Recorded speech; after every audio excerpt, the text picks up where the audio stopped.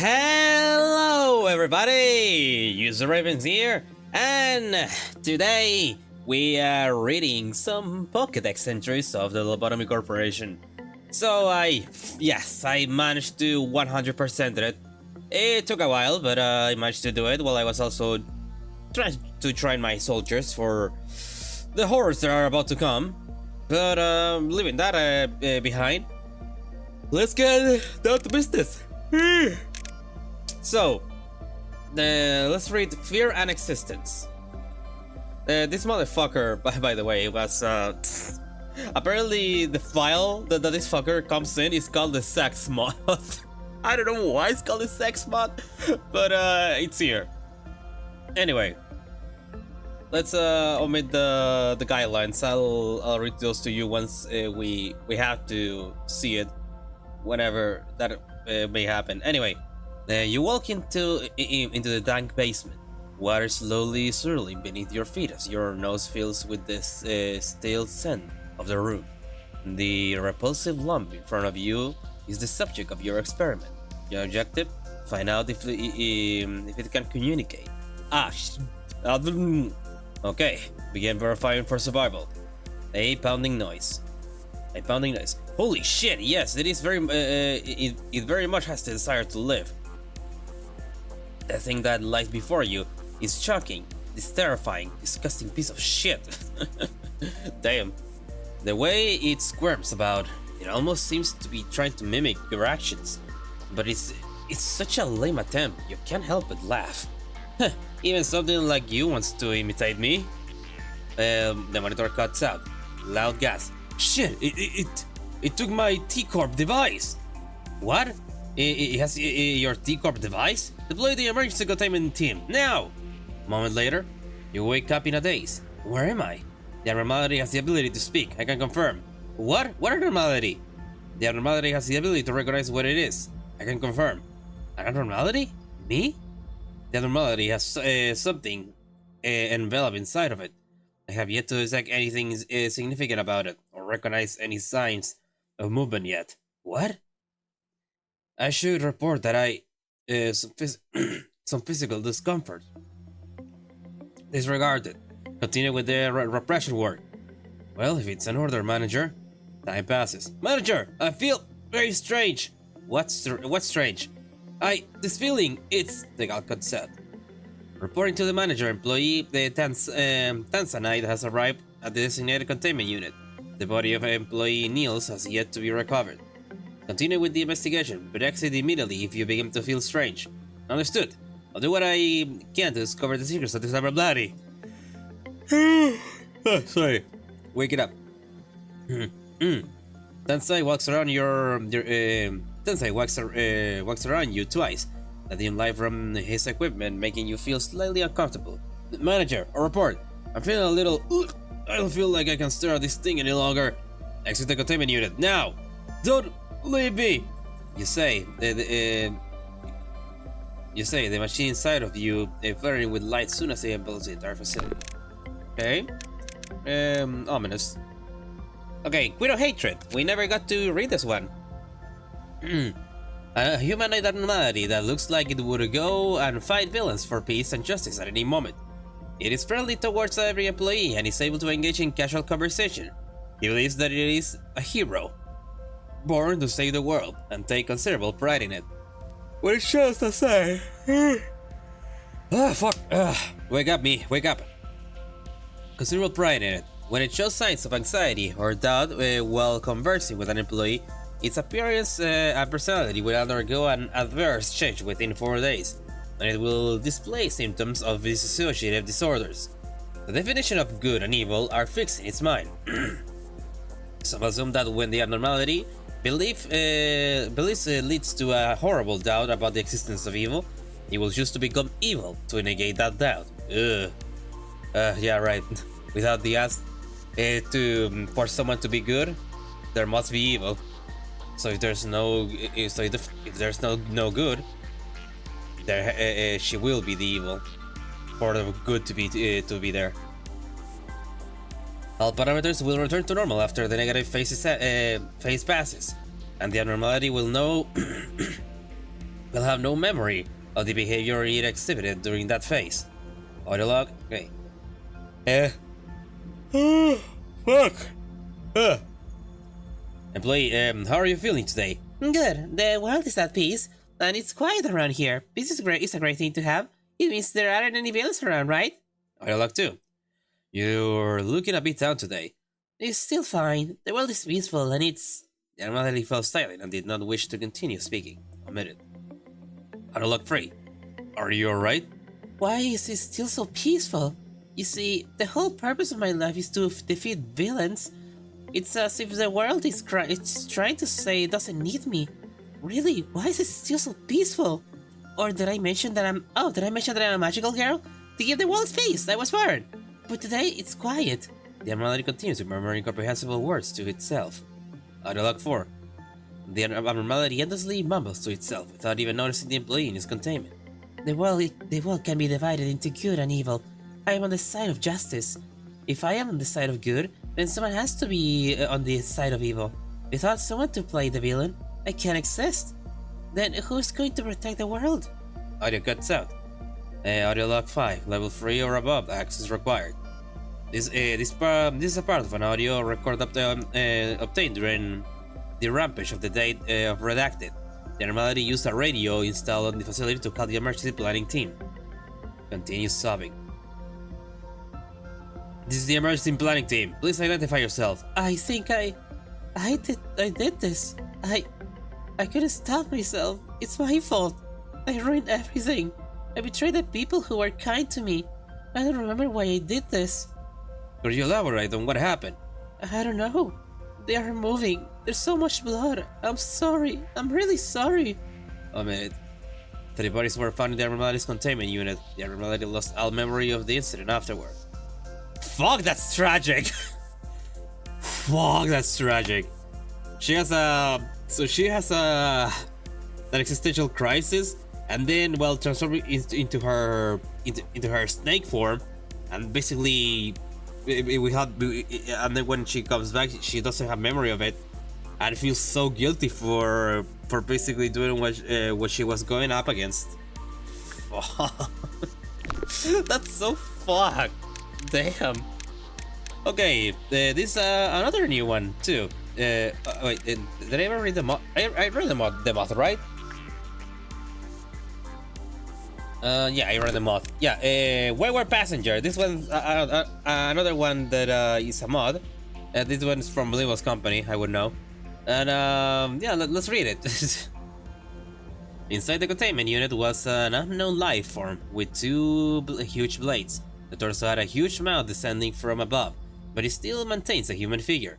It was confirmed that the blades of this anomaly can create different dimensions. According to staff who came in contact with the dimensions, it was confirmed that each dimension had a different look, feel, and smell. However, it could not be confirmed whether it could penetrate or create dimensions. It was confirmed that it moved in a different manner than T0986. The following is a notebook obtained from an anomaly that emerged from a new dimension. The abnormality was transferred to another branch. Notebook. I fell into some unknown dimension. This place is cold, pale, and dark. X days. X days have passed. I am still alive in this place. I don't know exactly why. I am not dead or starving here. Then maybe it means that here might be someone like me somewhere. I have hope. XX days pass. There is nothing here. I want to go back to work. I can't believe I want to go back to that place. XXX days that have passed. I don't know if I'm doing the right thing. Actually, I don't know if it is right. My memory is blurred. I had to maintain my memory. Memories of looking at the sky, of sitting at my desk, of cursing my boss, of managing abnormality. Not the moment I was born. The first moment I saw the sun, my first birthday, my first steps, my school life, the moment I bragged to my parents, the moment I got to work. My room was filled with TV, computer, notebook, pencils, blocks, badges, clock, bed, pillows, dolls, books, lights, pictures, toys, toothbrush, toothpaste, rubber gloves, locks, detergent, toilet, shaving, carpet, clothes, suit, toning, air, pens, pencils, sharpeners, tape measures, thermometers, water bottles. There was more. XXXX days. XXXX, yeah, XXXX days have passed. And I'm the only one on here with an unbroken memory. No, I am alone here. All I can feel anymore is pain. My mouth is wide open. I can feel the pain. I'm happy. I want to get out of here. That's all I want to do. Who am I? I want to get out. I want to get out. I want to get out. I want to get out. I want to get out. I want to get out. I want to get out. I want to get out. I want to get out. I want to get out. Something strange like formed in my arm. I ripped my internal organs came out. Days came out. I have passed. I'm outside. The following can only be read by rank 4 higher staff members. The reconfirmation confirmed that the entity in question is staff member F3082 from facility K31, who entered the dimension about a week ago and was reported missing.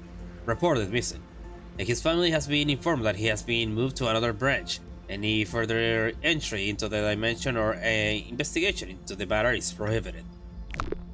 Well, that's depressing. Gonna be drinking some tea. Okay, I finished my tea. Let's continue. I already read Alleyway Dog. This one too. Nameless fetus. Okay. It takes form of an unborn fetus. Its skin is covered in a mucus. Is a sticky liquid. Small veins can be seen here and there. The abnormally bulged eyes are usually closed. It always seems unsatisfied, but what exactly it needs is undetermined. It has a great obsession with being fed, and if it is not fed regularly, its stress levels rise drastically. Once it reaches a certain level of stress, it cries out loudly in a way that mentally harms all who may be around it. Excerpt from interview log 2. Employee F2706. I never seen it smile. It always seems to want something, but we can never fulfill its desire. I guess the reason why the cries are destructive is because its unsatisfied needs are so strong. When I was a newbie here, none of my colleagues would tell me what exactly we fed it. I thought it was just some sort of weird milk or something like that, what other normal babies would eat up. It is a baby after all underneath all that grossness, but that wasn't the case. It only eats human flesh. Can you believe it? To stop it from crying, we have to hold a drawing every so often. Do you know what that means? Oh, yep. To see who gets sacrificed. Excerpt from a terminated observation log. When I first heard that the nameless fetus had to be fed, I thought we'd have to give it food with like a spoon or something. It looked too weak to do anything, and its mouth isn't fully developed either. And later, when I found out that it ate meat, I thought it'd have to chew it up by someone first, so it would be soft enough to eat. When I asked my working buddy about it, he laughed and said, "No way, that's ridiculous. We just need to leave the food in the unit and go." I still thought about it, about how in the world that fetus could eat stuff. I wonder if we serve it some kind of succulent steak that's not even available in the cafeteria. Out of curiosity, I decided to sneak a peek at the feeding process of the nameless fetus. Only level 3 and up employees are assigned to that process. But I was able to attend because I made up an excuse that I was covering for someone. As I nervously watched, wondering if my life would be worth it, some people came along with the large plastic bags. Does it eat that much? And when they opened the bags, I could only gape in horror. They were human corpses, and the baby ate it. How? I don't even want to imagine it. It had a large scar on its stomach. I really thought it was some kind of scar, like a large flower. Its stomach would open, dripping with slimy liquid. It was the greediest creature in the world. That day onward, I was a vegetarian. Ugh. Fair enough. I'm Polly. I work for Lobotomy for about a month now. My parents are really proud of me for getting into a wing like this. And all my friends are jealous of me. I still make a lot of mistakes, but someday, I'll be as capable as my co-workers. This is a special employee-only event held by our company. No one knows when or why this event is held. Even my co-worker, who's been here for 5 years, doesn't seem to know. When the event starts, a giant roulette begins to spin. Everyone stops, and they're doing a stare at the roulette and see who'll be the lucky winner. with desperate looks on their faces. The name of every single employee is written on that roulette. Whoever ends up being selected, they're extremely lucky. They'll be promoted and transferred to another branch of the company, headquarters. In addition, their family will be gifted with an unimaginable fortune. At the headquarters, you don't have to worry about being attacked by abnormalities, or need to bid farewell to your dead colleagues. My senior, Redacted, really hopes that they'll get picked eventually. You see, their father got into an accident one day, and it takes a lot of money to keep him alive and well. I really hope the roulette picks Redacted someday. When my senior name showed up on the roulette, I congratulated them with all my heart, though they didn't seem too happy for some reason. Others gave them a hug, one by one. Everyone was crying for some reason. They said goodbye to me, shedding tears while trying to force a smile. I haven't seen them since. I'm sure they're working. I'm sure they're working under much better conditions, with a really nice salary. But when I tried to bring them up in conversation, people stopped talking as if I'd spoken some sort of taboo. I still remember the last thing that they said to me before they left. One day you'll understand the meaning of the desperation on their faces when their roulette spins. The manager holds the specific right to call a special event for all the employees in the facility without any cause for occasion. When the event starts, a giant roulette will spin and select one lucky employee's name. The employee will be promoted, transferred to a different branch, and their family will receive a yearly pension. No personnel are allowed to invade the manager's right to hold this event. The following information is forbidden to the public eye. Condition required to hold the event: data access restricted. The grind of nameless fetus has reached its peak. The roulette will select an employee that satisfies one of the conditions below. 1. Questions the true purpose of the company. 2. Conducts or plans unauthorized experiments with the abnormalities. 3. Maintains an excessive curiosity about the abnormalities and conducts or plans unauthorized observation on them. 4. Is incapable of working due to physical or psychological trauma. Unauthorized signifies that it's unauthorized by the company, or Angela, of course. The following actions will be taken with the employee selected by the roulette. 1. Expunging all records the company has about the employee. 2. Sacrificing the employee to the abnormality. Yep. 3. Informing the employee's family that they have been transferred to another branch. Of course. I see. Okay. Lady in the Wall. I don't think we have read this one. An anomaly in the shape of a woman against the wall. Over time, her unbearable sorrow grew into a mournful obsession covering countless lengthy hairs. As she is always facing the wall, not a single person has seen her face. While she occasionally talks to herself and waves quietly, it is impossible to have a meaningful conversation with her, despite her human appearance. It is impossible to discern what she is really looking at or her true intentions. She will attempt to talk or pique the interest of those who are about to leave her containment. However, one should never look back in response, as it may cause mental damage. Certain rumors insist that one may turn to stone upon looking back, but this is clearly not true. Excerpt from observation log. There is only one important rule to follow: ignore her. She always tries to draw our attention. She mutters incoherently in an attempt to have those in the room pay closer attention to what she's saying. She'll even plead or whisper maliciously when someone is about to leave in the hopes that they instinctively look back. The subconscious is a threat to your own health in her presence. It is important to have your guard up and be aware of what is occurring when you are in the room with her. If you forget the warnings for even a second and let your guard down, you may find yourself looking back towards here. I have another warning to leave to all who read this. Do not let this insidious abnormality learn your name. If she learns your name, she may use it to trick you into turning around. No matter what you hear or what she may do to tempt you while you are in the room with her, do not, and I repeat, do not, under any circumstances, look at her. Curiosity is a luxury you must never indulge in when you are in her containment unit. Okay, observe. Employee F504, redacted, was a colleague of mine for whom I care deeply. Well, I care for all my coworkers, but redacted was different. The amount of passion they poured into work was something I have rarely witnessed in life. Anyways, I had no idea how she, that abnormality, learned redacted's name. Maybe someone called it out to them while they were inside in the containment unit and she heard it. We have sent in for work with her. The common procedure was to have a team of 2 sent into the containment unit, but as you know, we're always short-handed. Besides, that abnormality was low on the threat scale. If we follow the procedure and send 2 inside, the powers that B would not be very happy about it one bit, and will omit it. Well, you know the rest. The incident happened. Redacted was sent to the containment unit as usual, but they didn't come out for a long time. I know Redacted was a prompt and diligent worker, so I headed straight for the containment unit, fearing the worst. Thankfully, I found them without even a scratch, but the kid looked out of it. Like way out of it, omitted.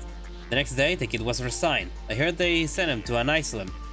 But no one ever saw Redacted again.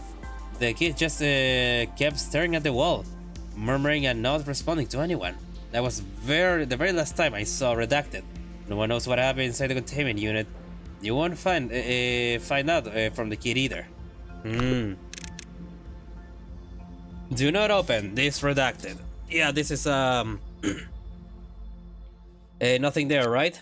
Where I read this one, right?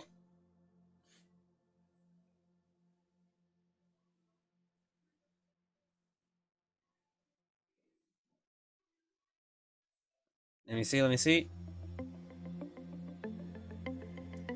Okay, yeah, we read this one. Okay, Headless Itkeys. We also read this one. Yep. We read this one. Did we read this one?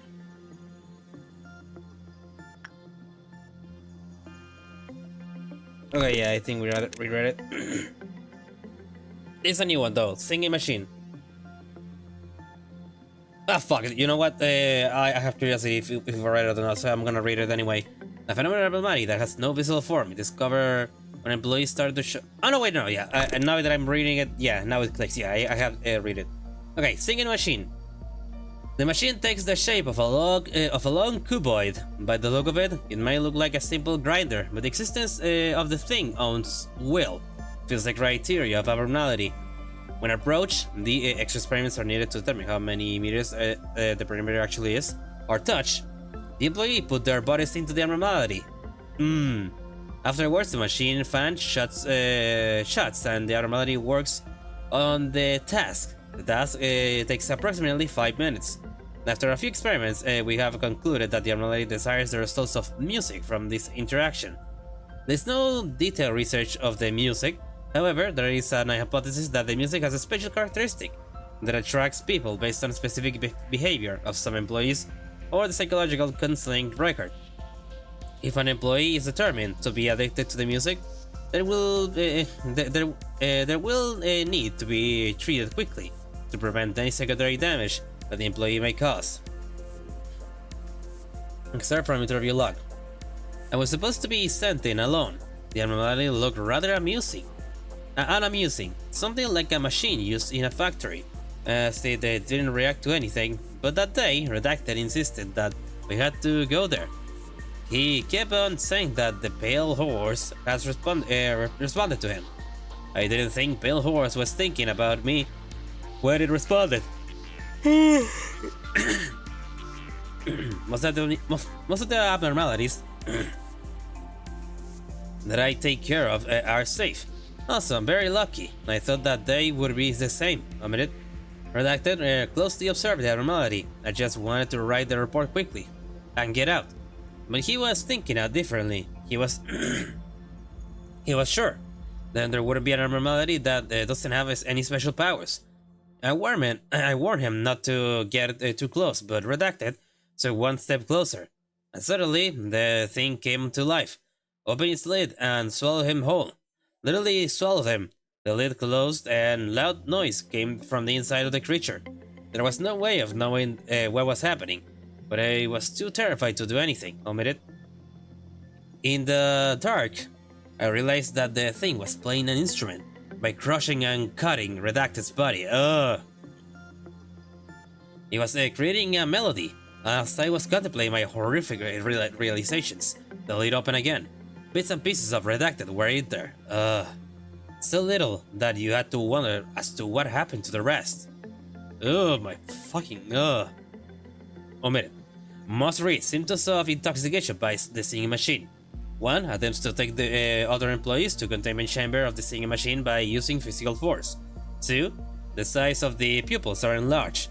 3. Concentration and cognitive ability are greatly reduced. 4. Do not try to listen to other music.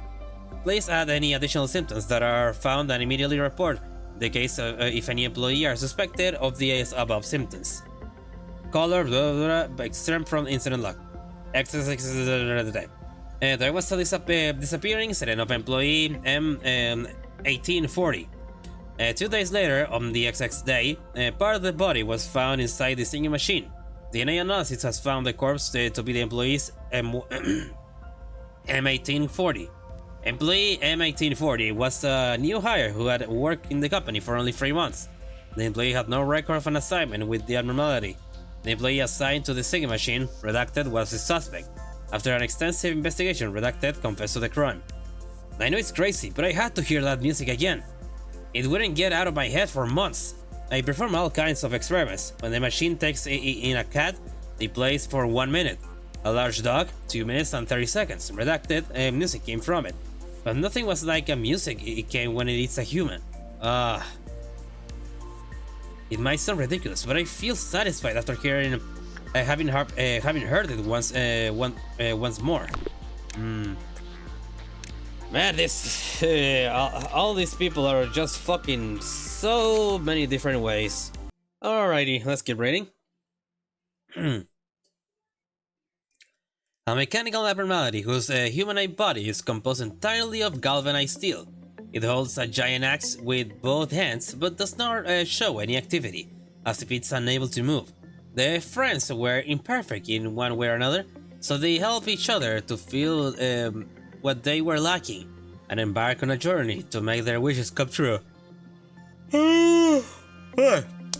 Wake up! The Scarecrow wanted the brain, the Tin Woodsman wanted the heart, the Cowardly Lion wanted courage, and Dorothy wanted to return home. The Wizard of Oz. The one they thought to be the Great Wizard instead gave the Woodsman a lead heart. But you're a machine. That means you were built to serve humans. Don't you understand? Machines don't need a heart. Good job making it all the way here, though. Take this as compensation. Be sure to tell everyone for you that your wish definitely came true. Some left with satisfaction. The friends departed and were never to be seen again. The hard, cold lead was depressing. The Tin Woodsman couldn't agree with this. In anger, he swung his axe through the wizard's heart. The warm heart was pulsing vigorously. He shoved the lead into the wizard's now empty chest. For the first time in his life, the woodsman started laughing at the sight. I felt pleasure he never had before. Grabbing a chunk of mushy hearts, he shoved it into his chest. There will never be enough hearts. Once a woodsman, he now fells people instead of trees. This is a forest full of hearts. No matter how many he cuts down, the forest still remains dense. A kind person would carry a warmer heart.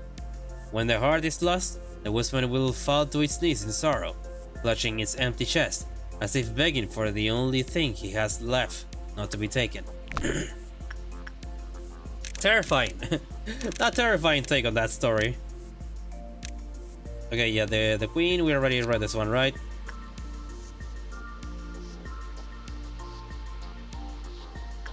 Yeah. Big Bird, we already read it too. Read it. We read it. Yeah, right. Yeah, yes, we read. Okay, yeah. Snow White's apple. This bitch. Let's read it. When the priest kissed the princess, she coughed up the bits of an apple stuck in her throat. The dwarf cried. The dwarfs cried out in happiness. Snow White and the prince walked through a flower-covered path and headed to their kingdom. Everyone lived happily ever after. Then there was the apple, created from the witch's wrath and curse. It was also a part of herself. The apple that dropped from Snow White's hands after a single bite could never be happy. The apple, full of loneliness and hatred towards the princess, waited for the day it would rot away and return to the earth. Was it the enchantment, or was it the wrath which was bending the laws of nature? Even after enough time had passed for into it to rot and allow its seed to bear fruit, the apple did not rot. In the meantime, one half of it was kicked and crushed by someone's foot. The other half was filled with holes, eaten away by the likes of birds and bugs. The carcass of birds and bugs piled up near the apple. The apple pondered about its existence in the midst of the corpses rotting around it. One day, a branch grew from it. The leaves and branches were already withered and dry, but it continued to grow. Finally, one afternoon, the apple gained the ability to move on its own. It thought of the princess and the prince, who left happily. Snow White had also been sleeping for a long time, but a prince came and woke her up. The apple, now a princess in its own right, no longer needed a prince. She began to embark on a journey. Except from the hidden stories in fairy tales no one knew. Another unknown. Author unknown. Huh. That's a, yeah, interesting take. So, the apple of Snow White transformed into, well, a princess in itself. Anyway, Beauty and the Beast, yeah, we already read this one. Oh yeah, the Plague Doctor. So this is an abnormality that I found off screen, and this bitch. This fucking bitch. Okay, oh yeah, also, I should say that when I ended up redoing the whole weeks, I did not use any of my main employees. I ended up using new ones. Why? Because basically they were death fodder. I hired a shit ton of new employees to be death fodder for whatever may happen. And since I was about to complete the pokedex, I was like, you know what?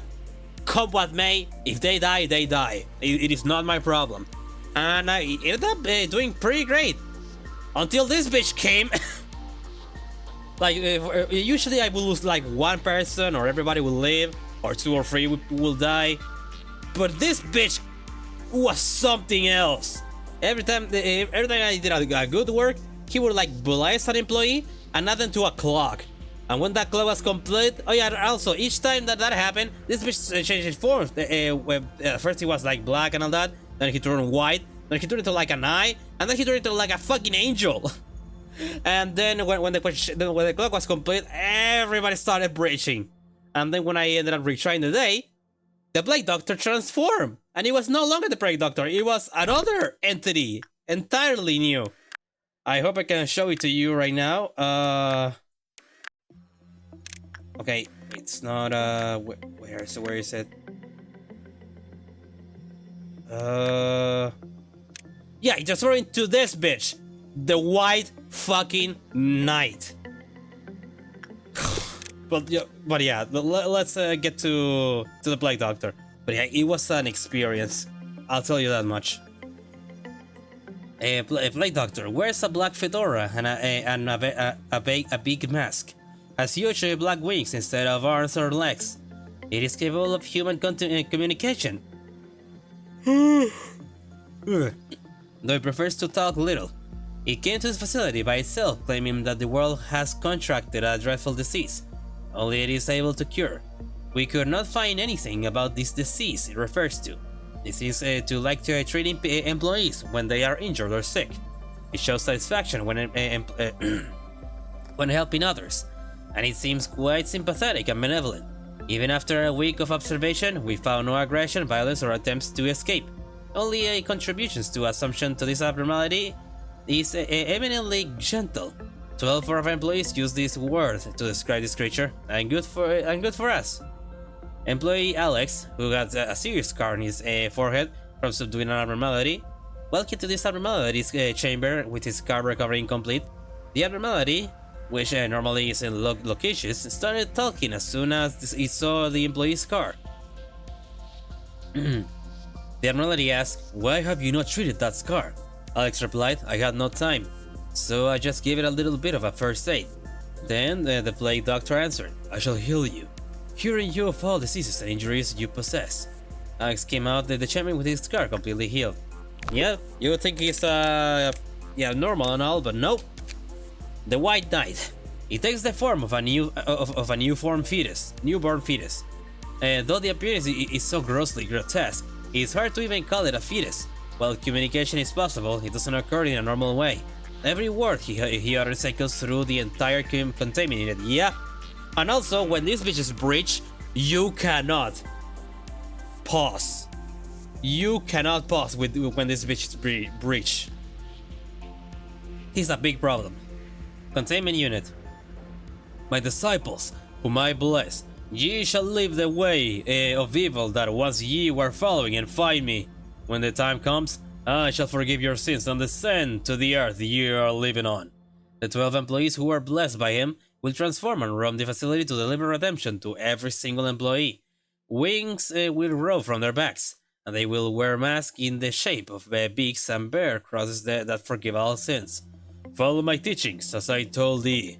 Thou wilt abandon flesh and be born again.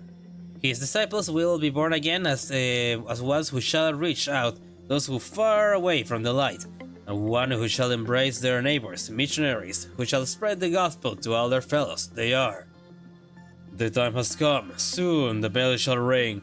A new world will a new world will come. Rise, my servants. Rise and serve me. I am death and life, darkness and light. So yeah, this bitch is a monster. Like a huge fucking problem if it breaches, or if you have it in your facility. Which is the reason why once I got his information out, and also his fucking clothes, I immediately reset the whole fucking weeks. Because this bitch is just that hard.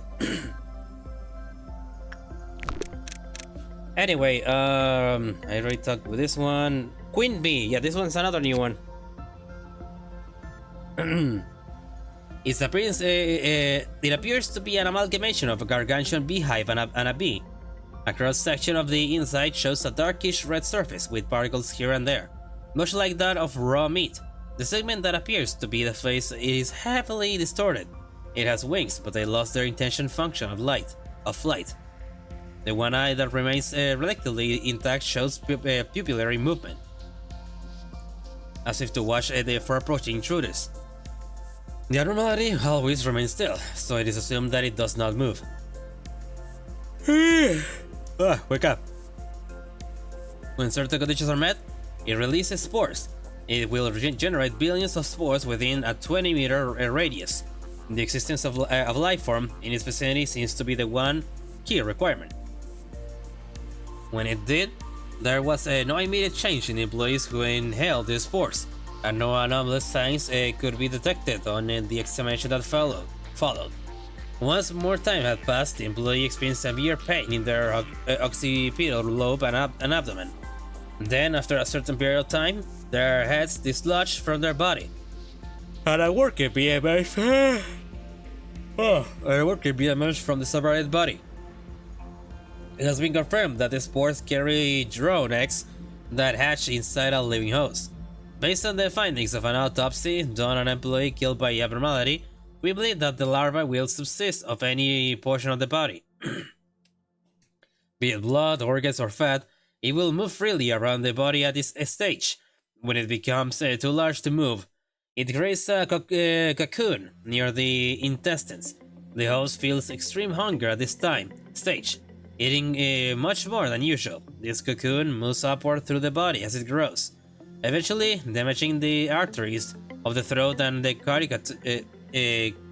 cricotyroid, which is just it severs the host head from the body. After this, it will emerge from the body, exacerbating the wound of the host further. Redacte has been telling me about this itchy neck for a while. He complained about indigestion too. One time I saw him take a bunch of digestives. Who would have thought that it turned out to be such a serious issue? I never knew I'd be the one to witness that horrible moment. Omitted. Redacted and I were just chatting, but suddenly he stopped speaking. He was still scratching his neck. It was turning so red I was getting worried. Then his neck started to turn at such a strange angle. Right then and there, I realized the severity of the situation.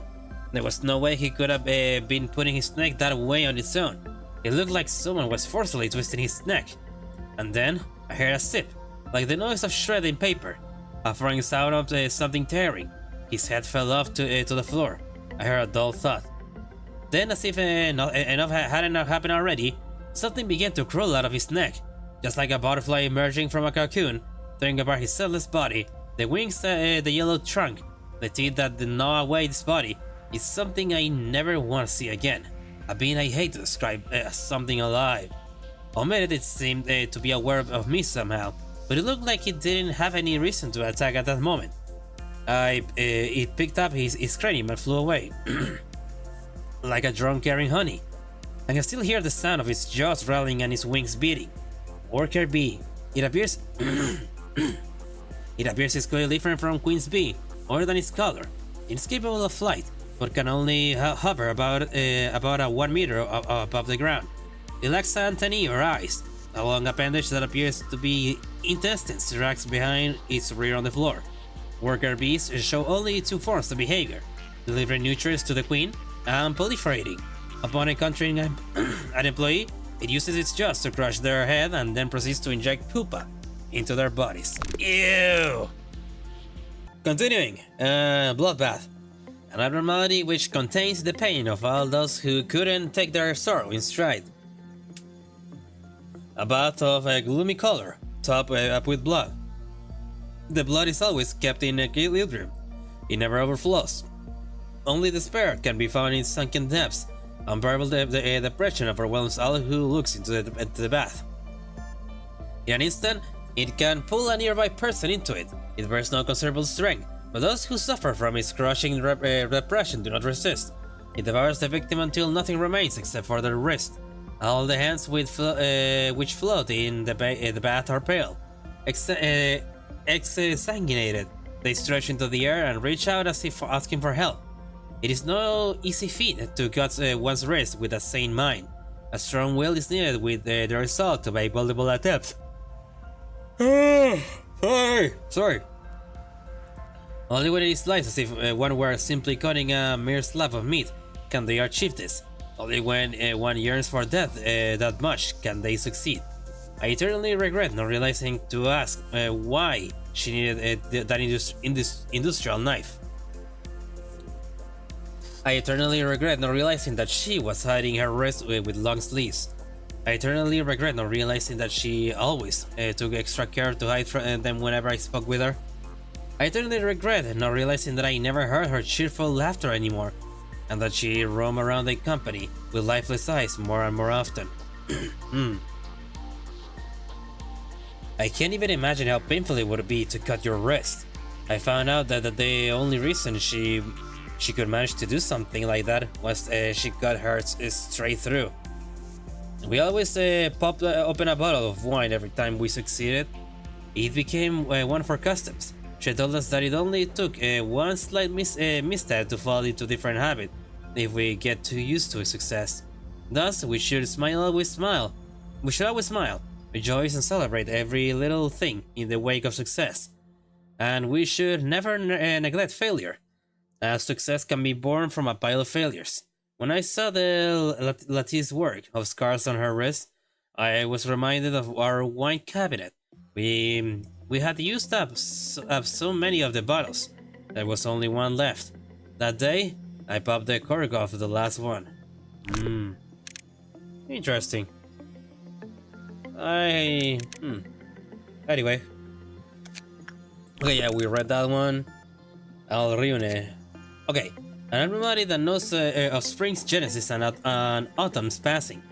Its surface is smooth as if it were ceramic. In the place where the abnormality eyes should be, it is empty. The cracks and openings are instead filled with growing plants. Aldiurne, a lovely one. A doll yearned to be human. It was adored by people, its people soulful. Aldiurne, abandoned in the dark forest, its eyes stolen by crows lusting for glitter. For its mind, life. Its mind, life, and heart slowly wither away. Aldiurne, lacking eyes, but all-seeing. A human yearned to be a doll, bearing the hope to return to dust. It shall go back to the grave with all the desires to live. Depressing. Alright, we read that one. Child of the Galaxy, we read this one right too, right? Okay, yeah, we read that one. Red Hood Mercenary, we read this one too. Oh yeah, right, I ended up meeting the big bad wolf. I mean the big and will be bad wolf. An abnormality in the shape of a wolf with sparsely damaged fur. It is bipedal and is capable of communicating to some extent. It always attempts to devour employees or breach. Such actions are easily preventable, since it shows obvious signs in behavior and conversations before doing so, making this abnormality fairly easy to manage. The incident on the day of Redacted was an alerting event for many employees. The moment Red Riding Hood ran into the wolf, the situation spiraled out of control, prevent the two from meeting at all costs, considering the potential damage it may cause. It could be a wise decision to sacrifice a few employees to direct their attention away from each other. He had flesh for the first time in a long while, and his taste was so good. In the corner of his eyes, a familiar piece of red cloth stood out from the wardrobe. He may or may not have seen it before, but he didn't really care about it. Since then, it got harder and harder to keep himself in check. Still, it didn't matter to him. After all, he was destined to be a big bad wolf. There may be lots of stories here, but no story is as disgusting as a wolf story. Roll. It was a sin to be born as a wolf. No one cared about a wolf's name. It has to be called the big bad wolf. All wolves are raised to become giant, ferocious, and hairy monsters. Wolves could not eat other animals, even if they were starving. Wolves could not cross the line when doing bad things, and wolves had to be punished. Wolves always needed to be an example. Wolves could not make friends with anyone. Depressing. Oh yeah, the crumbling armor. This one is so fucking cool, and also it gives you such a cool effect too. An armor that seems to have been used hundreds of years ago. An engraving on its bottom states, "Life is only granted to those who hold no fear of death."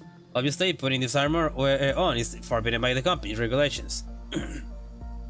Note: there have been rumors of an employee pretending to put on the armor for fun. Please look into this immediately. Oh dear. This armor was secured from a museum. The information below is a fragment of its legend. The armor once belonged to General who joined the war of during the year, who was a family heirloom, passed down through many generations. The general always wore this armor to keep himself protected. By a stroke of bad luck, however, an arrow flew into a gap on the armor, killing him instantly. Somehow the armor wasn't damaged. After the death of General the armor was presented to Commander of Battalion 00. The commander was always seen steel clad each time he set out in battle. During one of his battles, the commander fell from his horse while fleeing from an enemy and died due to a fatal injury upon his skull. Still, the armor once again remained undamaged. There are many others throughout this armor's history who have had their hands on it, and each and every one of them has died in battle. Meanwhile, the armor still kept in pristine condition. Over the years, the armor made its way to a warrior named He was known for simply keeping the armor in storage, not wearing it for a single battle. Eventually, died of old age after participating in dozens of wars without sustaining a single injury. During his lifetime, the armored right arm became damaged, and there was no sign of exterior impact. XXX family later donated the armor to a museum. Huh. Neat. After running a few tests on their armor, we have come up with the following conclusions.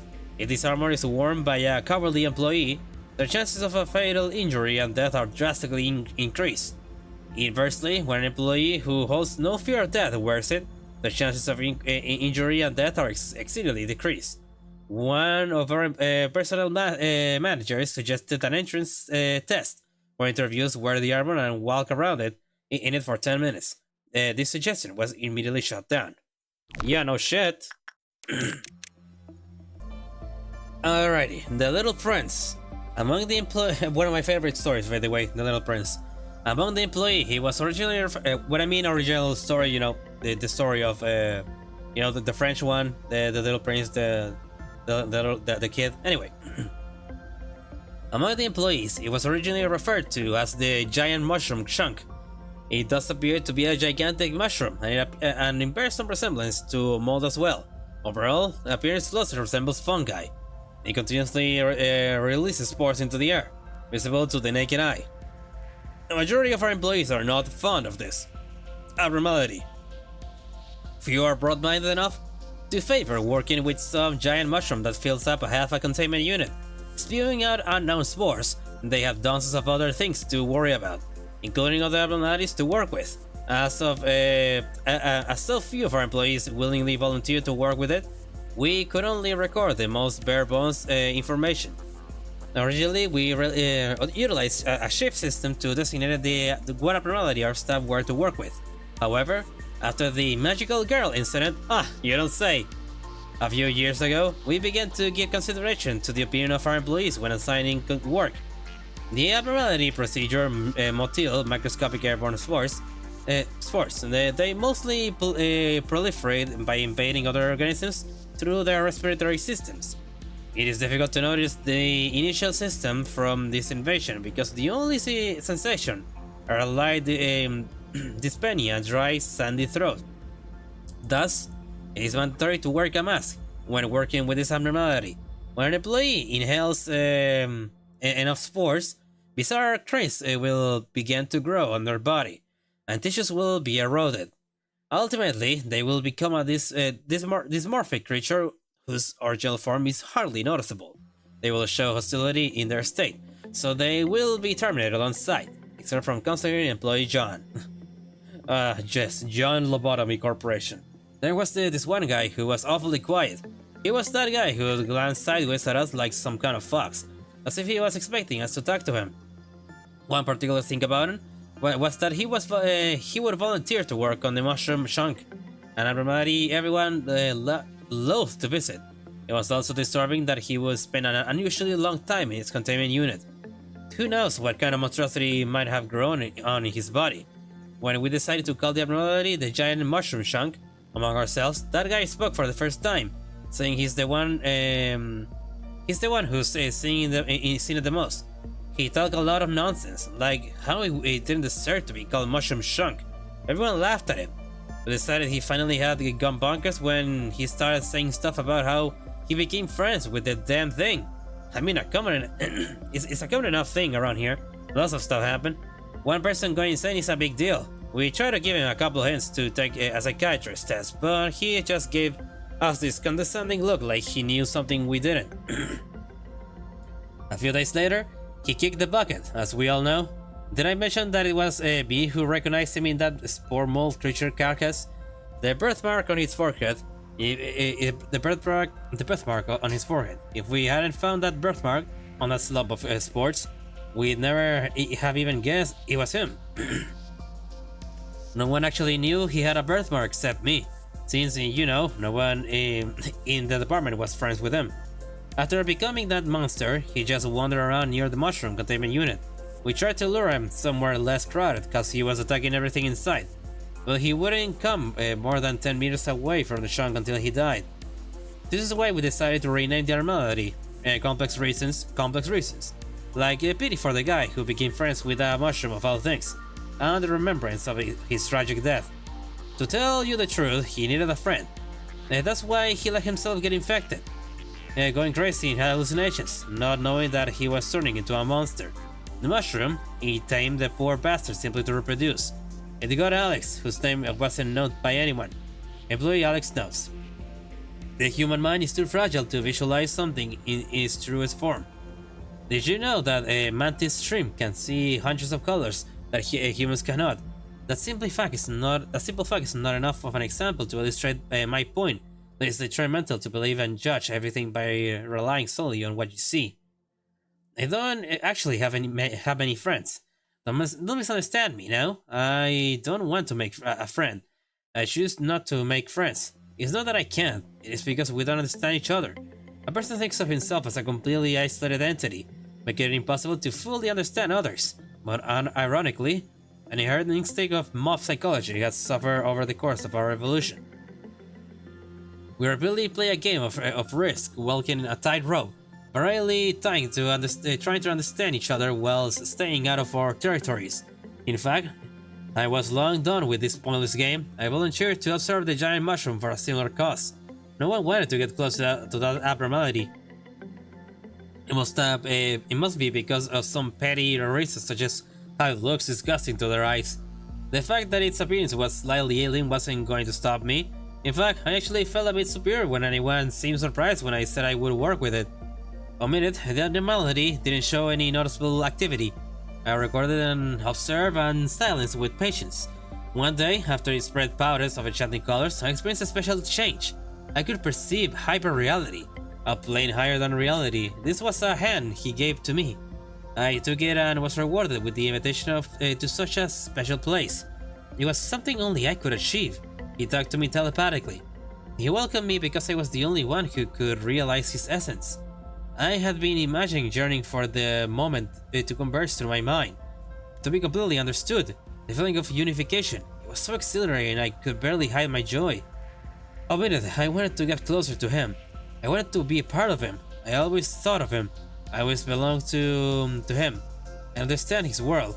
Like a flower about to bloom, my mind was pervaded. I was being tamed little by little. Except from an audio record.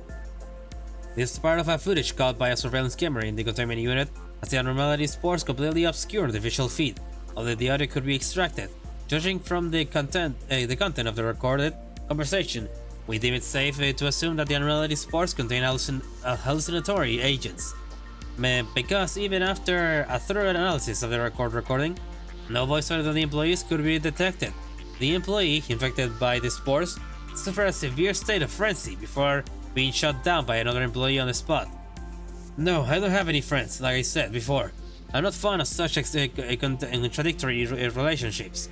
At the very least, I think you could be my friend. The human language is too simple to illustrate this relationship, but I think we could settle on friends.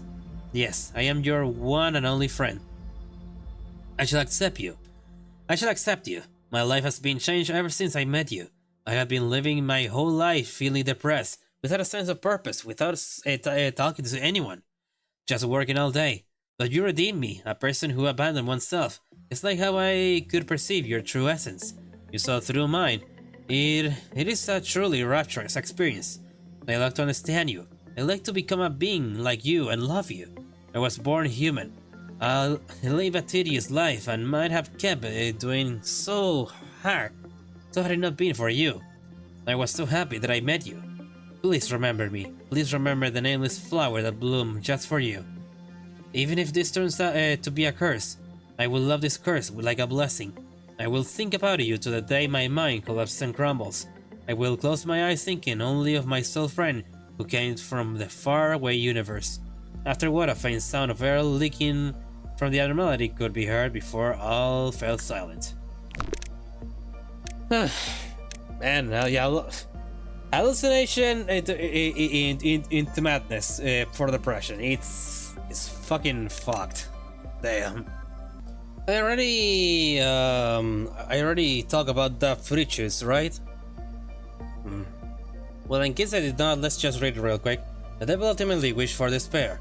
For despair wears down to the mind to drains, one will go forward. When one feels there's nothing left to go for, their soul falls down to hell. Then the devil's domain. This is why the devil finds it more entertaining to watch people fall to despair, rather than to simply kill them. We describe it as selling one's soul to the devil. When a marksman receives a gun from the devil proposed a childish contract.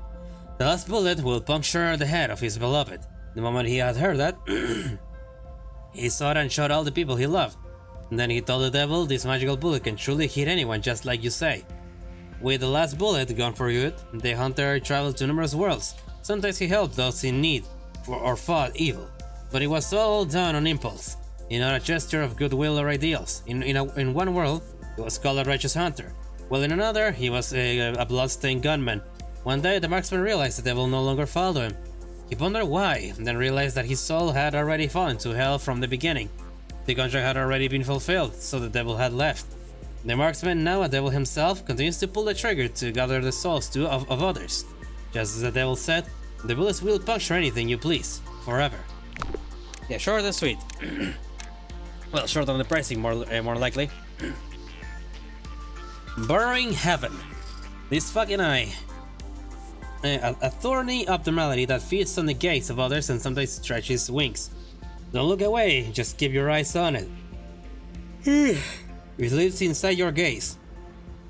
The containment is but a facade. Contain it in your sight. Blinking is okay, it will tolerate such a brief moment of disruption. However, once it recognizes that it's lost your attention and focus, it will spread its wings. Yes, wings. As if to praise a long-forgotten god, its lean, bloody wings will stretch and cover the whole corridor. The wings will bear fruit, using fresh corpses as food. If it still fails to gain your attention, it will pierce the facility and grow towards the sunny spot. Like an angel, its wings will reach the skies and extend towards the ground, eventually blocking the sun out. But there is still hope. When you finally turn your eyes and bring it within your cognizance, it will return to its deep, dark subterranean area. That is, if you manage to survive by then. That's what a gaze is. Attention. An invisible string that connects us. Sole focus.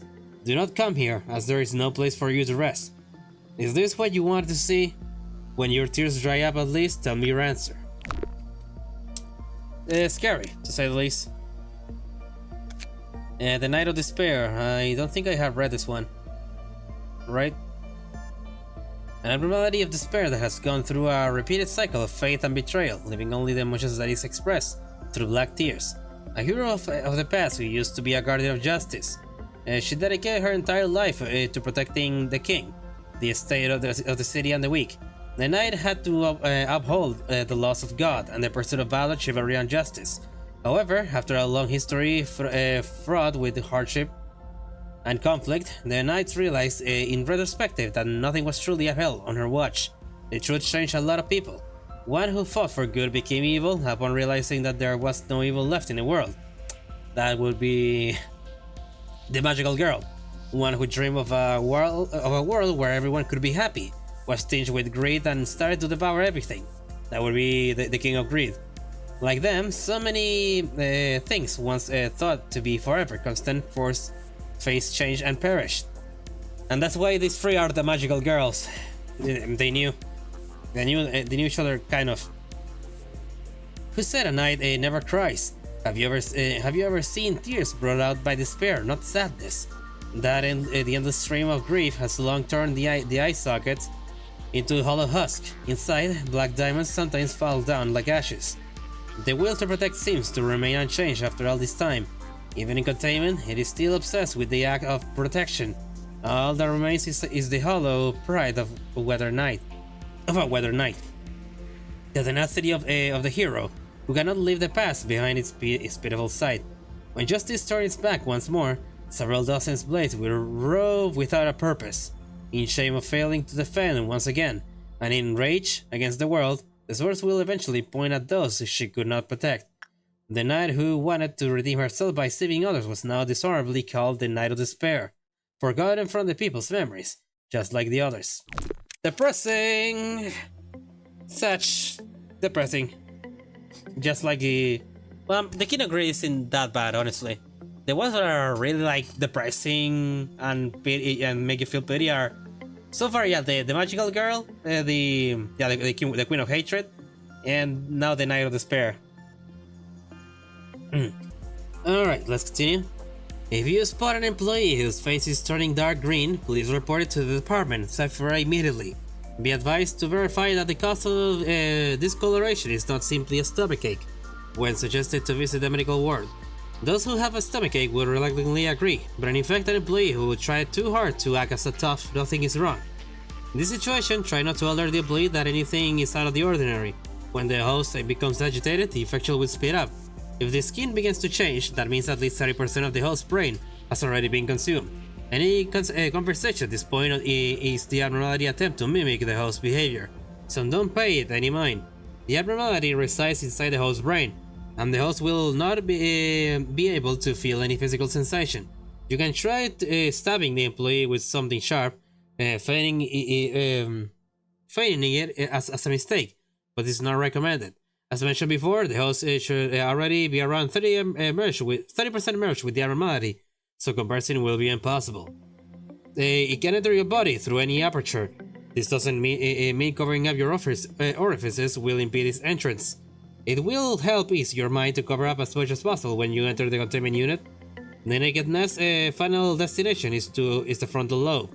You will become the serpent's nest, attacking anything in sight. Please understand that we will be forced to fire on sight and burn your corpse should you become a nest. Disgusting, and that sure reminds me of trypophobia, and I don't even want to think about that one. Mountain smiling corpses, I'm pretty sure we read this one, right? Yeah, the corpses are made of, well, corpses.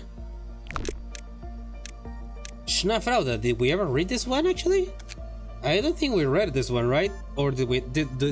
Or did we? Well, let's read it. Someone's persisting gaze can be felt from the keyhole inside the machine. It blinks but never closes. The purpose of the eye or what it is observing is unknown.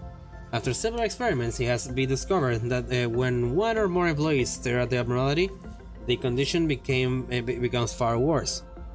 Okay, an employee was sent in after covering their eyes with a thick cloth.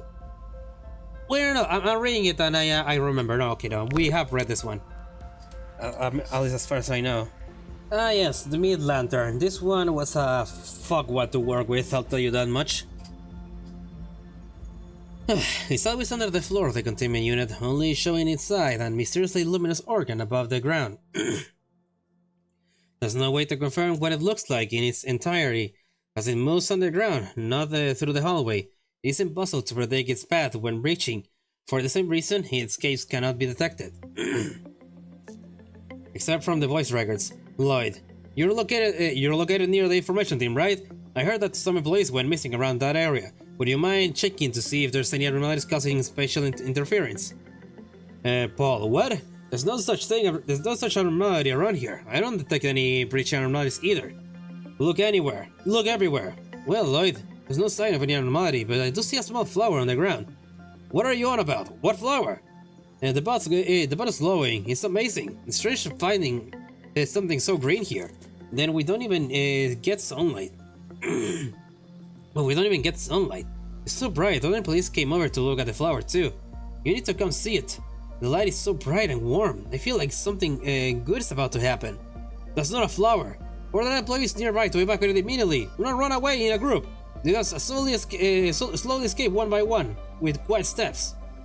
What are you talking about? I thought I told you there's nothing nearby. Wait, I think I just felt a slight tremor beneath my feet. Something fixing the pipes today. Ah, screw it. Just enjoy looking at that flower all you want. Well, yep. It's basically a fucking trap. It gets you and you're fucking dead. Ah yeah, we can change anything. This fucking instrument. Yeah, after the popularity of the all-round helper skyrocket, We Can Change Anything was released as the second installment of XS Inc.'s home robot series. Oh really? As to be expected of all of the XX Inc.'s products, it supports a variety of functions. Is your child a troublemaker who cries all the time? We can change that. Don't like how you look? Are you too fat? Too skinny? We can change that. Is your health suffering from an outage because you don't have the money to pay for the power bill? We can change that. It's quite simple. Just open the machine, step inside, and press the button to make it shut. Now everything will be just fine. Yeah, basically everything can be changed because when you're dead, you don't have to worry about anything. Of course, the machine will produce energy from an employee enters. Enters it, seeing as once inside, nobody ever comes out. It must be rather comfortable. Yeah, sure. Comfortable, you say. But place an employee inside the machine will produce energy over time. Once the employee is inside the machine, they will take red damage. They will be unable to live and will eventually die. The amount of energy produced will increase as time goes by. The abnormality is not affected by cleft meltdowns. Yeah, this one is one messed up motherfucker. I'll tell you that much. Okay, we read that one. Dimensional Rift variant. Okay, this one is a new one. It was a strange phenomenon. It was phenomenon itself. There was nothing inside that could be detected. to the naked eye. And like those who made similar claims some time ago, just because it couldn't be seen doesn't mean it doesn't exist. The containment facility's square length was XXX meters, and this is the cognitive range of the abnormality. The only advice that can be given is to be cautious and be aware of your surroundings. Breathing will become impossible while within the range of the abnormality. The area will be a vacuum. Strictly speaking, the abnormality itself is the vacuum phenomenon. The death record of employee Chomsky.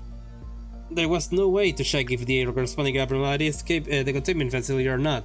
All of a sudden, Chomsky stopped in the middle of the hallway and just stood there. The hallway was busy with people passing by, and many expressed their discontent towards Chomsky. Then, Chomsky's body suddenly rose over 3 meters into the air. His arms and legs were awkwardly stretched out, just like if he was performing a holy ritual. If his legs were on the ground, he might have looked like he was performing in an elegant play or doing ballet. Everybody stopped and looked at him. Chomsky started to scream. He screamed like a madman who witnessed something terrible. Nobody knew what to do. Some employees tried to pull Chomsky down by his legs. Chomsky did not move. Then Chomsky stopped screaming. After a short silence, Chomsky opened his mouth and attempted to mutter something. The two employees who were trying to pull Chomsky down started to scream. Blood poured down from his body. His arms and legs separated, leaving the armless, legless body floating in the air. All hell broke loose in the hallway and everybody began running. How to recognize the abnormalities is a matter that needs to be discussed further. Currently, we are researching ultraviolet technology that can detect the abnormalities using the eyes of shrimps, but performance has been far from satisfactory. For now, a good method is for employees going into the containment facility to bring a glass cup filled only halfway with water. They need to place the cup on the floor while they are working. If the water cups is slushing and threatening to spill over, the employee must stop working and leave the containment facility immediately. Okay, got it. Yeah, sensor, we already read that one. Skin privacy 2, yeah. We already read this one. You must be happy. A mysterious worn-out machine used for operations. This machine was designed to pull back the skull and destroy inert tissue safely and efficiently. Many of those who underwent an operation inside the machine have found themselves rested and healthy again. Those who answered yes to the question, "Do you love your city?" were deemed cured. Those who answered no were not allowed to discharge. The longer the machine is in use, the better a person becomes. Furthermore, the longer it is used, the faster the question will change. When an employee uses the machine, they will experience an increase in all their stats. The stats will decrease greater the longer the machine is used. Be sure to stop the machine only when it displays yes. If it is stopped while on no, all the stats will drop as much as they were due to increase. The increased stats will return to normal the next day. However, employees who gain more than 200 points in their stats will vanish the next day. Yeah, basically they will die. Caution, there was once an incident where an employee who used the machine for 5 minutes or more in a single day exploded on the spot. Ugh. Well, that's good to know. Luminous bracelet. A bracelet that gives off a turquoise light. Many unexplainable things have been discovered in the outskirts. When it is worn, all wounds are healed without a trace of scarring. However, to wear this bracelet even when one has not a scratch left on their body is an act of greed. The bracelet shall not forgive those who hold greed in their hearts. Thus, it must only be worn by those in true need. Oh, I see. Yeah, stats regarding fortitude will greatly increase while luminous bracelet is worn. Luminous bracelet consistently recovers the wearer's HP when it drops. The wearer will die if any attempt to return luminous bracelet is made before they are fully healed. If the wearer's HP has not dropped after a certain period of time, then they will die from excessive regeneration. Jesus. Behavior adjustment. An electronic device with a mysterious symbol engraved into it. It readjusts everyone to become righteous no matter how wicked, evil, and arrogant they may be. However, its user will become too dependent on the device and lose all ability to think on their own. Eventually, It's like loses all meaning, as they forget to even how to exist. Ugh. Stats regarding justice will increase greatly when behavior adjustment is equipped. However, all stats regarding prudence will drop at the same time. The wearer will enter a panic if ordered to return behavior adjustment within 30 seconds of equipping it, and will die shortly after showing an abnormal behavior. If the wearer's HP hits 0 while behavior adjustment is equipped, they will instantly die. Good to know. Okay, I need a break. Okay, rest for a little bit. Let's see. Porcupine. Oh yeah, the snake fucking plant thingy. Time for the head to burst. To be frank, life in this place isn't so great. The company says they provide healthy hobbies, but not many people engage in that notion. Everyone looks their own escape. Be it violence, gambling, gluttony. I thought I had strength, self-control, and discipline compared to others. It did help when me live a smoother life. Maybe that's the reason I was assigned to Porcupine's containment unit. Yes, Porcupine. When the lobbies of the law employees visit. I've heard a bit about what the other employees do with a containment unit. They call it a game of trust. Game of trust, what an elegant thing to name it. Admit it. According to other employees, it wouldn't be too difficult to become intimate with it, and once I get along with it, I could acquire all of it with ease. They said when the time comes, Porcupine will lean down so that I would easily reach the thorns. It didn't take long until I got to where I could pet it. Omit it. When I first touched its thorns, it felt quite prickly. It felt like a giant needle penetrated my skin, though there wasn't any bleeding and the pain went away after the moment. And then there it was, the most intense happiness you ever experienced. It'd make your knees weak when I snap out of it. I found myself drooling. It scared me, so I didn't go back for a while. Then the situation gets worse. You get withdrawal symptoms, like retching or sweating. Different employees show different symptoms. One employee even pulled out their teeth because they felt like bugs were crawling all over them. How it felt? I can't find the words to describe it. Remember the greatest happiness you ever felt in your life? This feeling would be hundreds of times better. You say I'm the last employee in charge of Porcupine? That's understandable. As the brain craves more intense stimulations, at first, more intense stimulation. At first, all I had to do was to be lightly pricked by one of the thorns. Now I have to rub my whole body against it to get the same high. I feel like all the blood in my body will rush to my head, eventually bursting it.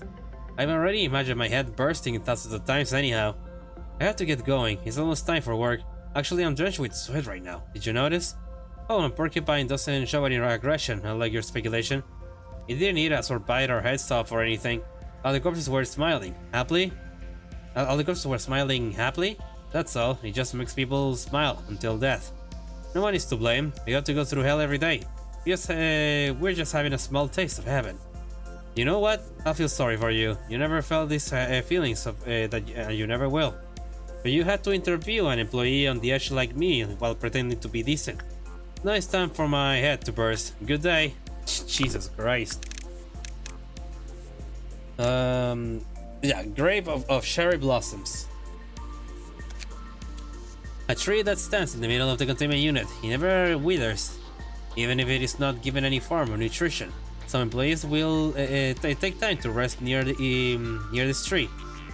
The employees sometimes enter this containment unit for leisure. Fancy. Hey, Xavier. Did you see that near Malady? I think you got put in charge of it. Yeah, hi sir. All right. Just some tree with buds along its branches, but don't think they'll be able to blossom without sunlight. Did you start making observations and reading reports yet? Nah, I think I'll get it soon enough though. All right. Take care. Hey, a long time no see. How's it going lately? Yo, get this. You know that abnormality we talked about before? I don't think it's hostile. And guess what? It started blooming. It was so surreal looking at them. It felt like spring had come for the first time in this place. Is that okay? Usually any sort of change is bad omen for something that catastrophic here. Don't worry, it's just some harmless little flowers. Thanks for worrying about me though. Bonjour again. How work has been going for you? Golly, the flowers just keep blooming. I think it'll fill the whole unit at this rate. You should see it for yourself. It's really beautiful. I don't think I ever get sick of looking at it. I love to, man, but I can't. I've been so busy lately. Really? Damn, what a shame. It's absolutely magnificent, I'm telling you. You're doing alright by the way? You've been making a lot of mistakes these days. It seems like you've been spacing out a ton too. Don't worry, it's nothing. I gotta head back now. Oh, I've been making a sketch for of the tree, actually. I'll let you be the first person to see it when I'm done. Auto recording of a counseling session. Yeah, I've been better recently. I got better at magic abnormalities too. Going to grave of cherry tree, going to grave of cherry blossoms chamber makes me feel weirdly amazing. Like you said, I never realized that humbo jumbo about Flora giving out a good aura or whatever, but I guess it was true. It's such a shame I can't see those cherry blossoms with Xavier. I got to see his work in progress sketch when I was rummaging through his stuff one time. The actual tree was much more beautiful. It was more magnificent than everything he described it as. It's such a tragedy that he went missing before seeing how it is now. If you find any abnormalities suspicious, please make sure you look into them. Alright? Yeah, I'm fine now. I shook off that feeling. The cherry blossoms all fell after I saw it that time. Yet I saw buds poking out of the branches again. Would it be alright if I oversaw the abnormality from now on? Oh, it's no big deal. It's just I want to see those flowers in bloom again. Yes, thank you. Notice of advice. We received reports about an alarming increase in the numbers of employees who wants to view Grave of Cherry Blossoms containment. This fervent rush of requests is likely due to the absence of natural scenery in our facility. However, I don't think there is any need to make a rule against it. We found that our staff mental contamination indicates decreased when looking at the Grave Cherry Blossoms. The reason behind this is unimportant. It could be Flora giving out a good aura for all anyone cares. The only thing that's certain is that Grave Cherry Blossoms captivates our employees, and they don't know what lies beneath its roots. Did you realize that the cherry blossoms are strikingly crimson? And its unmatched beauty is caused by its color? The more blood it has, the more beautiful it is. Our employees who are oblivious to it are drawn to it again and again. Just keeps everything hush-hush for now. It's how things work in this place. Yes, the more employees be dying, the more energy we get, isn't it? Okay, Jin. I think did I read this one?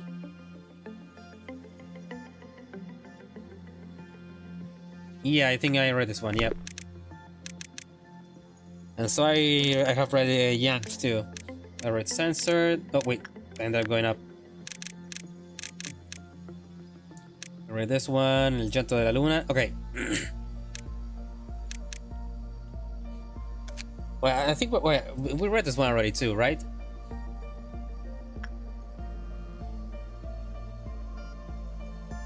Okay, yeah, we already have seen this one too. Okay, Army in Black. This one is one that we actually haven't seen. This abnormality was created with the idea provided by Tommy Packer, Mong Jung-ho. This abnormality takes the form of the humanoid creatures in pink equipment. Its intellectual capacity is high enough that it can verbally converse with human beings. At the very least, it seems friendly during observation and work. It has identified itself as Special Force from Redacted and uses the pronoun we when referring to itself. It has continuously shown positive intentions to help humanity. Wait, Serena. Well, I feel threatened because of your arm. The bright pink outfit is disturbing as well. It doesn't belong in a place like this. What's your opinion on the nature of humans, Miss Sarah? Serena? I think it depends on a person's experience. Why do you ask? It is a highly debatable topic. This is what we think we should do. If a person is good from the start, we protect their good heart. If a person is bad from the start, we will make a good heart out of them and protect that heart. How are you going to do that? We can see the color of humanity's hearts. The color of the human heart is pink, and by wearing the same color, we can blend in with people's minds. We will gladly get dirty for the sake of the good-hearted. Wait, you'll get dirty instead of the people? Is that actually a thing that's possible? Indeed it is. I'm sorry, but I just can't trust you or what you say. It's rather suspicious that you can just see the color of someone's heart. If anything happens, just call us, ma'am. End of recording. Following what was stated in the recording, the abnormality will to help others is solid. We have yet to grasp detailed information around this abnormality. Perhaps actually asking it for help could aid in learning more. However, just like any other abnormality, we shouldn't blindly trust it. I plan to have a suppression team ready whenever I pretended to ask it for help. So lots happened up to now. To summarize the whole thing, this abnormality is the best thing we've ever had here. A few months ago, I took a chance asking this abnormality for help, and ever since I've been using it, I got help from it about redacted times by now. My efficiency at work has gotten so much better too. At this point, just looking at something pink makes me feel better. Those creatures bolster in a way even the greatest leaders can match. This abnormality will greatly improve our employees' quality of life. Except from another record. You can do it again today, right? Yes, the human heart is pink, and we wear the same color. We'll drive away bad thoughts. You hear that? You hear that? Yes, it's still the best condition. We can put this abnormality to good use. Once again in our next suppression. It's so much better than human soldiers. Perhaps we should positively consider putting them as our special suppression team. On a side note, they seem to have gotten a bit darker in color, but I don't think it's anything to lose sleep over. The human heart, we must clean. Even the smallest speck of evil must be clean. It seems a bit less energetic than usual. It'll be fine, I think. Yeah, the more evil it absorbs, the more black it becomes, and then all hell it's gonna break loose. Urgent report of the incident related to Army in Pink. We've filed this urgent report due to the drastic change in Army in Pink. We're still trying to grasp exactly what happened. A total of redacted employees have passed away. The following audio is a recording of the assumed first casualty, employee Serena. A recording, Serena. An abnormality has broken out again in the redacted section. I'd like to ask if you could help us out again. Yes, we, the Army in Black, blend into the human heart and drive away good thoughts. Hold on, what? That's not your line. The human heart is black. We must regularly clean. What are you talking about? You're creeping me out, man. We'll protect you with our black love. Stop, I'll call the suppression team. If you move even an inch, I swear. We salute you, ma'am. Record the abruptly ends after the sound of a huge explosion. Yikes! Alright, next one. The pianist. 30-year-old discouraged pianist. He played in shabby bars, loyal to his music and his passion, but his performance was interrupted by a drunken man who made him feel out of place. The pianist's anger and self-doubt led to an unusual performance that turned into a horrific musical performance in which all the people were involved and the notes were composed of their flesh. Distortion Research Report. Research background. Distortions are alterations in the process and behavior of an individual, structure or other entity, typically manifesting as an unexplainable mutation that appears suddenly. They have become more prevalent in the city following the White Night and Dark Days. White Night, you say? Ugh.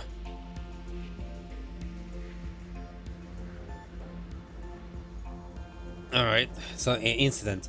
These reports thoroughly analyzed the. When I say it was White Night, right? The name of the abnormality that the plague transforms into. Anyway, this report thoroughly analyzes the instance of the pianist distortion and outlines its defined traits, impacts, and potential solutions. Description: the pianist was once a humble pianist with mediocre self-esteem, who was in the doldrums. During one of his performances, his musical talent suddenly awakened and his music was imbued with powerful emotions and power. This performance was not only attracted everyone present, but also involved them in an extremely melody that had significant physical and psychological effects. Abilities: melody from break and ruin. The pianist's performance possesses unusual musical power and can manipulate the audience's emotions, causing by psychological and and psychological changes. Physiological and psychological. Yeah, physiological and psychological changes. A physiological alteration. The audience experiences physical change during the performance, including body contortions, organ deformation, head bursts, and assimilation into its melody. Psychological disarranging. The audience enters into a deep meditative and emotional state, losing their sense of self and developing extreme adoration for the music and its melody. Impact. Threat. The distortion of the pianist is an enormous threat. His musical performance can cause bodily injuries or directly kill his audience. Social disruption. These distortions can cause a social disruption and require professional intervention, be it from fixers or the head. Response. Interesting. Seclusion and isolation. Immediate measures of confinement and isolation must be taken in case of distortion to minimize the threat to others. Analysis of its melody. The study of music is essentially to understanding how to mitigate its effects and how to harness its power. General education. Education is needed for the general public so that they can take the appropriate action and not get involved when a distortion incident occurs.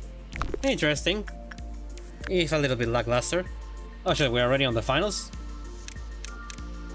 Okay, Clouded Monk. I don't think we... yeah, I read this one. This anomaly was created by In the Redacted century, a monk named Redacted, from the province of Redacted, walked the path of Buddhism. Seeking liberation and true enlightenment, he was on the road to his home country to spread his philosophy. When he heard that an old monk was being cremated in the nearby town, he felt that he should go witness it. However, a man stopped him. "Excuse me, sir, there's a rumor that an evil spirit lingers in the town you're heading towards." The monk replied, "Evil spirits are naturally born from one's heart. How could I miss the cremation of a great monk simply because a rumor has been spread?" He then continued on his way to the town of Redacted. When the monk arrived, people from all around the town were gathered in ceremony. They were gazing at the corpse of the old monk, chanting the name of Guan Shijin. "Wan Jin! Wan Jin! Wan Jin!" The chant was poured more out of desperation for something they yearned for, rather than commemoration. The funeral pyre started crackling as it was fed with kindling. The sound of wooden persecution echoed, and the chanting grew louder and louder. Soon the crowd started buzzing with nervousness. Something's not right. The people were gladly disappointed by the amount of sarira that appeared. There were no more than 2 spoonfuls. Shocked, the people soon turned into an angry crowd. It makes no sense that such a great monk had such a little sarira. Really, he was lacking in his practice of asceticism. He must not have done many good deeds. The visiting monk was himself baffled. He was unfamiliar with such an obsession with sarira as a cremation, and even he was expecting the proper amount of sarira that a great monk would deserve. The monk spoke to a man behind him in the crowd. How can they be so upset at such a sacred ceremony? A slight distance away, a very old man in the crowd answered instead. "The poor and hungry yearn for miracles to save them. By how you're dressed, I would guess that you're also on the path of a Buddhist. The event must have worried you." The monk responded in a slightly disturbed tone. "Sarira forms when a monk has bettered his body and spirit and finally reaches nirvana. It is a natural process and not to be artificially wanted. How can you call it a miracle?" The old man then burst out in laughter. This monk was known well here for his good deeds. He shared his food with the hungry and clothes with those who were cold. However, as they say, it seems he was unable to reach true nirvana, as only 2 spoonfuls of sarira were found. He ended up being a miserable monk who couldn't achieve nirvana, even though he was a well-respected man and known as a benevolent living saint. Do you think you will be any different? I probably practice.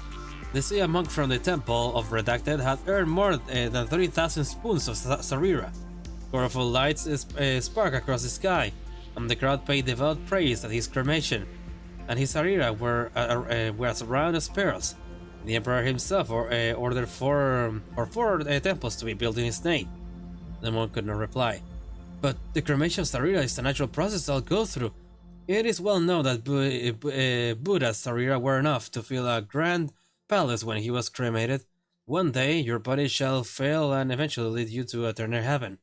Someday people will be there for your cremation, just like now. The monk was silent. If nothing is found in your ashes, you will be a sinner of the Trilogia, and your path will ultimately reach nowhere. However, if enough Sarira are found from you that everyone looks on in awe, your name will be sung for generations. The Emperor will be awestruck and build a huge temple in your name, and the people will chant while admiring the pagoda of that temple. The feeble old man is telling you all this because I can see you becoming one of the greatest monks, at least in a few hours.